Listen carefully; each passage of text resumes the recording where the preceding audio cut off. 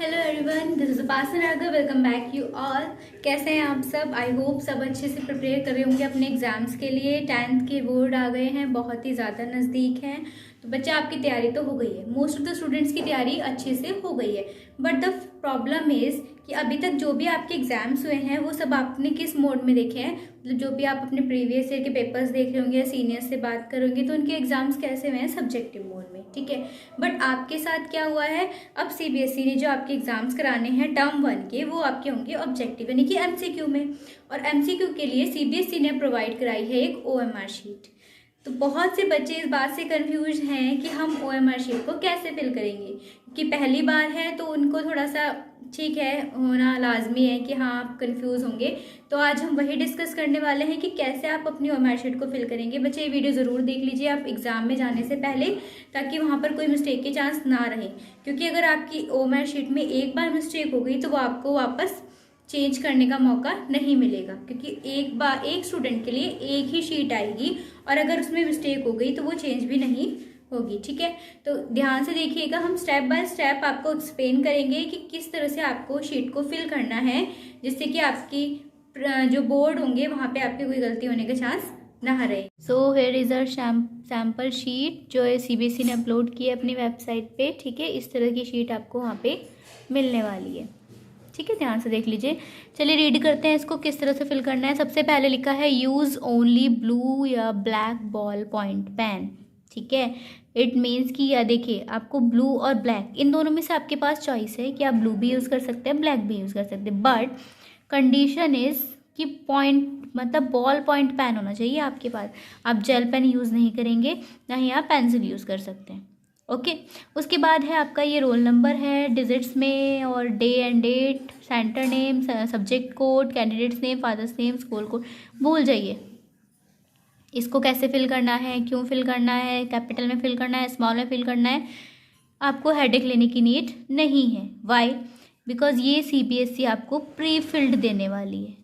ये पोर्शन जो रहेगा आपका प्री फिल्ड रहेगा, पहले से फिल होके आएगा, ठीक है। बस आप क्या करना, आपने जो डाटा प्रोवाइड कराया था, जो भी आपका नेम है, सब्जेक्ट कोड है, फादर्स नेम, ये एक बार आप मैच कर लीजिएगा कि आपकी ही शीट है या नहीं। वैसे तो गलती होने के चांसेस बहुत कम होंगे, क्योंकि बहुत बार ये सीबीएसई इसको क्या कर रीचेक कर चुकी है, तो गलती होने बहुत चांस हैं, ओके। उसके बाद यहाँ पे लिखे हैं अधीक्षक की मोहर, यानी कि आपको यहाँ पे कुछ नहीं करना है। जो भी आपका वहाँ पे सेंटर सुपरिटेंडेंट होगा, उनके सिग्नेचर या उनका स्टैम्प यहाँ पे लगाया जाएगा। तो इस पोर्शन को आपको टच नहीं करना है, यहाँ भी आपको कुछ नहीं करना, भूल जाइए।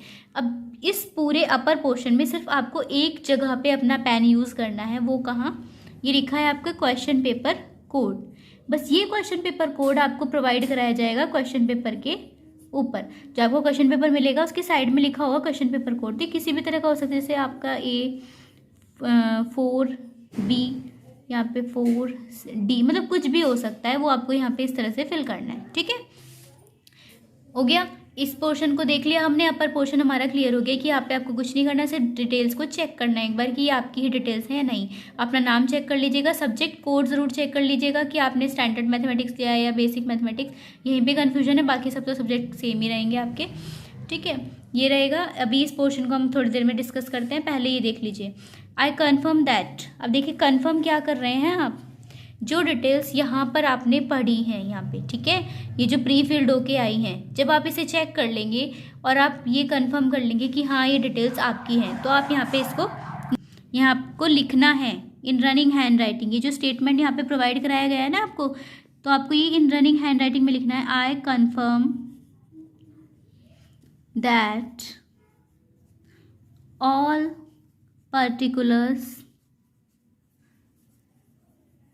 given above are correct. ये एज इट इज़ आपको स्टेटमेंट यहाँ पे नोट करनी है जो ये ऊपर लिखी है, ठीक है। इसके बाद इस बॉक्स में एक काम और करना है आपको, यहाँ पे अपने सिग्नेचर करने हैं। मैं अपने सिग्नेचर कर देती हूँ यहाँ पे। इस तरह से आप अपने सिग्नेचर कर दीजिएगा जो भी आपका नाम है, ठीक है। बस इतना काम आपको यहाँ पे करना है। दो आपके काम करने हैं आपको जहाँ पे पेन यूज़ करना है। फर्स्ट राइट हैंड साइड में यहाँ पे क्वेश्चन पेपर कोड लिखना है, उसके बाद एक यहाँ पे कंफर्मेशन लिखनी है और विद सिग्नेचर, इतना क्लियर है। कैंडिडेट सिग्नेचर के ऊपर ही आप लिखेंगे, यहाँ पे एक साफ साफ लिखा है रनिंग हैंड में आपको सिग्नेचर करना है, कैपिटल लेटर्स में सिग्नेचर नहीं करेंगे। Got it? ठीक है। अब जो इम्पॉर्टेंट पोर्शन है, जहाँ पे सबसे ज़्यादा मिस्टेक होने के चांस आपको डर लग रहा है कि यहाँ पे मिस्टेक हो सकते हैं, वो है ये।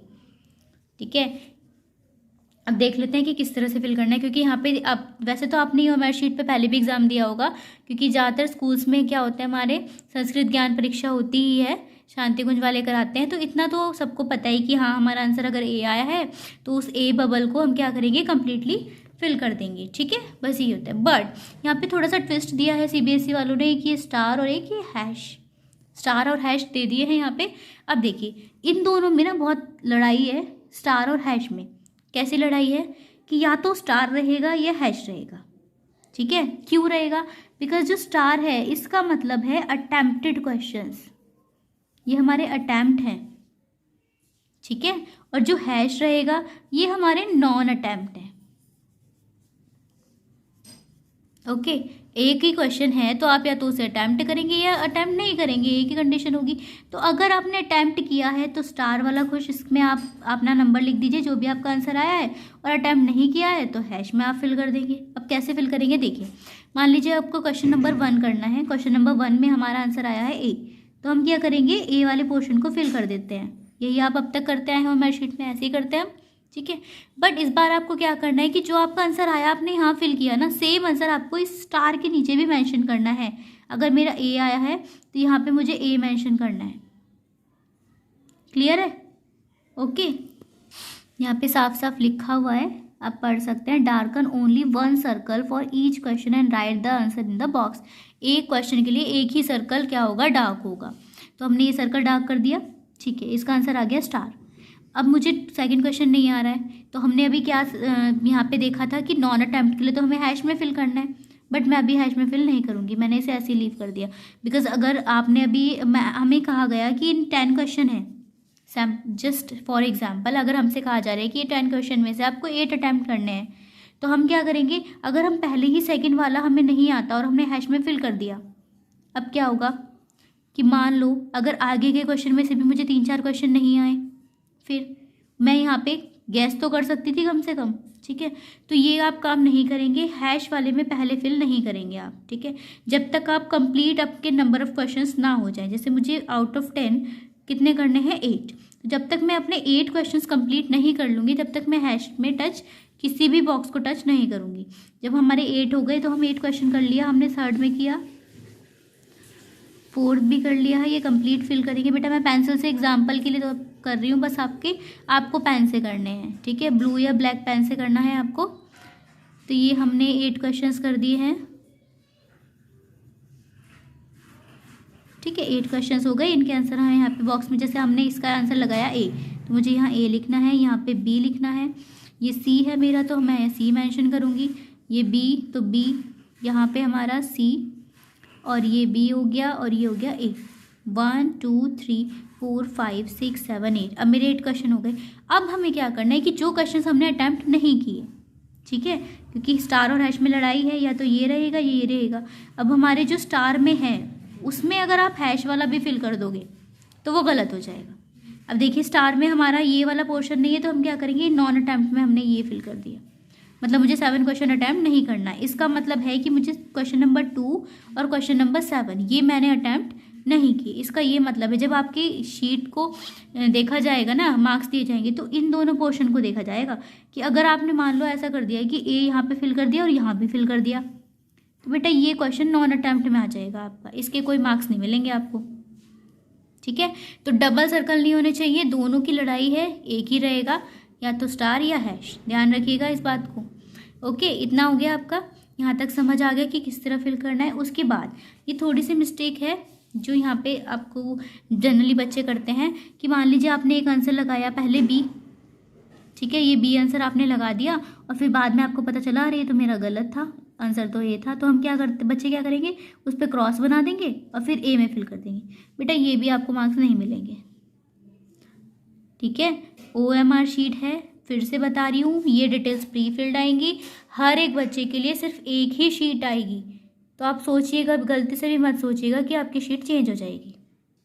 क्लियर है, शीट चेंज नहीं होगी। तो जब आप फिल करेंगे ना आंसर्स तो ध्यान से कीजिएगा, बिल्कुल कोई गलती की गुंजाइश नहीं है। इसके बाद इस तरह से कोई ऐसा ना हो कि टिक लगा दे, साफ साफ लिखा है आपको darken the circle, only one circle, ठीक है, darken only one circle. Statement पढ़ लीजिए, पढ़े लिखे हैं अच्छी तरह से। हर एक क्वेश्चन में एक ही सर्कल को डार्क करना है, डबल सर्कल डार्क नहीं करेंगे, ये भी आपका मार्क्स नहीं मिलेगा फिर। उसके बाद हाफ फिल नहीं होना चाहिए सर्कल, सर्कल कंप्लीटली फिल होना चाहिए। इस तरह से कंप्लीटली फिल करोगे आप इसे, तब आपको मार्क्स मिलेगा, अदरवाइज मार्क्स नहीं मिलेगा, ठीक है। डबल डबल नहीं करने, यही सेम मिस्टेक जो था कि क्रॉस लगा दिया फिर सही वाले पे सही कर दिया, ऐसा नहीं होगा। इस तरह से भी फिल नहीं करने हैं, ठीक है, इस चीज़ को ध्यान रखिएगा। और मान लीजिए आप पहले बी फिल करने वाले थे तो आपने हल्का सा पेन चला दिया और फिर आपको याद आया कि आंसर डी है तो फिर डी करने लगे, ये भी आपके एवेल्युएट नहीं होगा, कंसिडर नहीं किया जाएगा। ओके, ठीक है, इतना हमारा डिस्कशन हो गया। तो इसको ध्यान से फिल कीजिए आप बबल्स को, जो आंसर हो पहले अच्छे से सॉल्व कर लीजिए, उसके बाद ही आंसर को फिल कीजिए। वन मोर थिंग, एक जो 2 केस करने वाले हैं हमारे शीट में, हमारे जो 2 केस बनते हैं कौन कौन से। फर्स्ट केस बनता है हमारा टाइम आउट। क्या होता है, बच्चे क्वेश्चन पेपर पूरा सॉल्व कर लेंगे, आपको मान लीजिए अगर आपके पास 40 क्वेश्चन हैं तो आपने 40 क्वेश्चन सॉल्व कर लिए, बट क्या हो जाता है लास्ट में आपके पास टाइम आउट हो जाता है और आप ये सर्कल ही फिल नहीं कर पाते हो, तो क्या 0 नंबर, ठीक है। इसलिए आप ऐसा कीजिए, 5 क्वेश्चन सॉल्व करते जाइए और उनके सर्कल करते जाइए।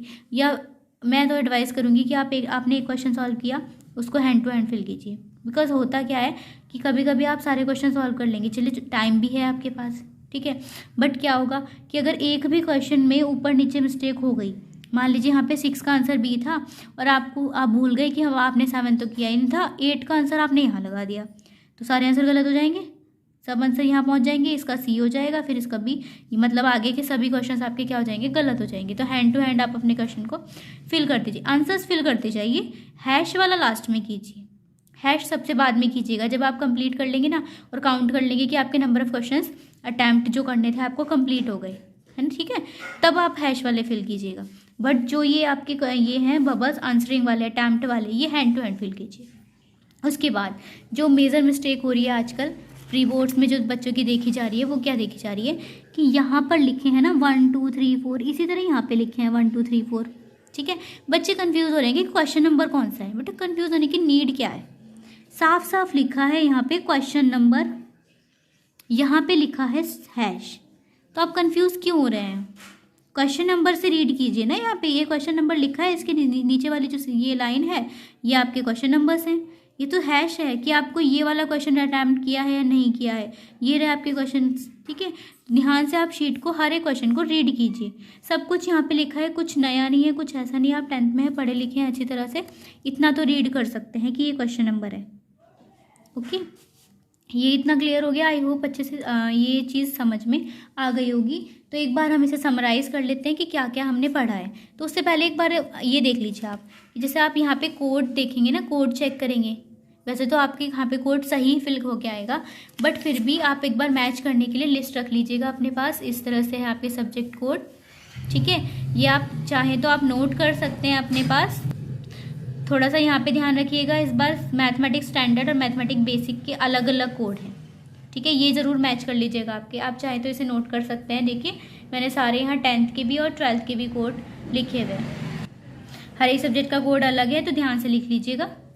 ओके, ठीक है, तो अब हम अपनी वीडियो को समराइज़ करते हैं कि क्या क्या हमने यहाँ पे आज सीखा है। सो हियर इज़ आवर की पॉइंट्स। स्टार्ट देखिए यहाँ पे रीडिंग टाइम, जब आपके एग्जाम होगा ना तो मैंने टाइमिंग भी बता दिया आपको कि आपकी टाइमिंग स्टार्ट होगी 11:10 से, ठीक है, 11:10 से लेके 11:30 तक जो आपको 20 मिनट्स गिवन होंगे ये आपके रीडिंग टाइम के लिए होंगे। मतलब आप क्वेश्चन पेपर रीड कीजिए, अच्छे से समझ लीजिए कि क्या क्वेश्चन पेपर में दिया गया है, ठीक है। उसके बाद 11:30 to 1 PM ये जो आपका टाइम रहेगा ये आपको सॉल्व करके और मैथ शीट फिल करने का रहेगा, ठीक है, ये आपका पेपर टाइम है, एग्जाम टाइम है। ओके, उसके बाद एक की पॉइंट्स हमारे क्या क्या थे। सबसे पहले था डिटेल्स प्री फिल्ड होंगी, तो आपको इसकी हेडेक लेने की नीड नहीं है, ये बहुत ही बड़ा प्लस पॉइंट है आपके लिए, बिकॉज स्टूडेंट्स की ज़्यादा से ज़्यादा मिस्टेक जो हो रही है ना हमारी, वो इसी पोर्शन में हो रही है। कोई कोड फिल कर रहा है गलत, कोई सेंटर का नेम गलत फिल कर रहा है, तो अब आपको ये टेंशन लेने की नीड नहीं है, CBSE वालों ने प्रॉब्लम सॉल्व कर दिया आपकी। उसके बाद है राइट क्वेश्चन पेपर कोड, आपको 2 चीज़ें आप इसमें लिखनी थी अपने ओमेर शीट में, क्या क्या, एक तो क्वेश्चन पेपर कोड और एक कन्फर्मेशन, ये दोनों आपको लिखने हैं विद सिग्नेचर, कंफर्मेशन जो आपको लिखना है विद सिग्नेचर। नेक्स्ट है कि आपको ब्लू या ब्लैक बॉल पेन का ही यूज़ करना है। ब्लू करना है या ब्लैक करना है वो आपकी चॉइस है, लेकिन बॉल पेन ही होनी चाहिए बस, ठीक है, जेल पेन नहीं होना चाहिए। नेक्स्ट है आपका नो पेंसिल। इट मीन्स आप OMR शीट में पेंसिल यूज़ नहीं करेंगे, ये बेटा प्रोहिबिटेड है, मतलब आपको ये यूज़ नहीं करनी किसी भी कंडीशन में, ओके। हाँ, लेकिन आप पेंसिल लेके जा सकते हैं रफ वर्क के लिए। अगर आप रफ वर्क करना चाहते हैं तो आप पेंसिल लेके जा सकते हैं, ठीक है। उसके बाद है response in square boxes must. अब देख लीजिए, एक ये और इम्पॉर्टेंट पॉइंट आ गया हमारे पास, यहाँ पे समझ लेते हैं हम इसको, कि मान लीजिए कि 11 का आंसर हमारा C है, ठीक है। यहाँ पे हमने डार्क कर दिया सर्कल को, लेकिन हमने यहाँ पे इसको मेंशन नहीं किया स्क्वायर बॉक्स में, स्टार वाले बॉक्स में हमने यहाँ मेंशन नहीं किया, तो ये बेटा ये आपका रिस्पॉन्स कंसीडर नहीं किया जाएगा, ठीक है, क्योंकि जो आपके रिस्पॉन्स कंसीडर होने हैं वो स्क्वायर बॉक्स वाले कंसीडर होने हैं। यहाँ पे आंसर फिल करना मस्ट है। मस्ट का मतलब समझते हैं ना, ठीक है, करना ही करना है आपको, ठीक है। तो इस बात का ध्यान रखिएगा कि जो आप आंसर यहाँ पे डार्क कर रहे हैं ना आंसर को, वही सेम आंसर आपको यहाँ पे फिल करना भी है, वरना आपको मार्क्स नहीं मिलेंगे, ओके। आई होप अच्छे से समझ आ गई होगी ना सब कुछ, पूरा डिटेल हमने ये हमारे शीट की ले ली है, बहुत टफ नहीं है, बिल्कुल घबराइए मत, बहुत ही सिंपल है। बस यहाँ पे ध्यान रखिए, ये आप पहले भी कर चुके हैं, शांति कुंज में कई बार हमारी शीट यूज़ कर चुके हैं आप, बस थोड़ा सा ट्विस्ट है यहाँ पे, वो भी इतना बड़ा ट्विस्ट नहीं है, ये आंसर ही तो आपको यहाँ पे मैच करने हैं, जो आपने यहाँ फिल किया है वही आपको यहाँ पे लिखना है, ठीक है बेटा। कुछ ट्यूटर्स बता रहे हैं, आई डोंट नो, कि अगर आपसे यहाँ पे A लगा दिया ऑप्शन और आपको बाद में पता चला कि आप ऑप्शन B करेक्ट था, तो आप यहाँ B लिख दीजिए, वो सही हो जाएगा, कि ये वैलिड होगा, ठीक है, ये कंसीडर किया जाएगा। हम इसके बारे में कोई कंफर्म नहीं है, ठीक है, ये नहीं कह सकते कि इन्फॉर्मेशन करेक्ट है या नहीं है, तो इस बात के भरोसे आप जाइए मत। जो आपने आंसर किया पहले ही कंफर्म कर लीजिए खुद से कि ये आंसर मेरा करेक्ट है, तो दोनों जगह सेम आंसर टिक कीजिएगा, ठीक है। ऐसा ना हो कि आप इस भरोसे चले जाएं वीडियोस देख के यूट्यूब से और वहाँ जाके आपका क्वेश्चन का आंसर गलत हो जाए, तो कोई आपको नहीं कहेगा कि हाँ भाई हमने गारंटी ली थी, ठीक है, ओके, ऑल द बेस्ट। तो ये हमारा OMR शीट का डिस्कशन कंप्लीट हो गया है। आई होप आपको अच्छे से समझ आ गया होगा स्टेप हर एक स्टेप, और अगर थोड़ा सा भी कहीं पे कंफ्यूजन है प्लीज़ वीडियो को वापस से देख लें एक बार, क्योंकि आपकी कंफ्यूजन अगर वहाँ पर एग्ज़ाम में हुई बोर्ड में तो आपके लिए प्रॉब्लम क्रिएट कर सकती है, ठीक है। And all the very best, अच्छे से दीजिए एग्ज़ाम।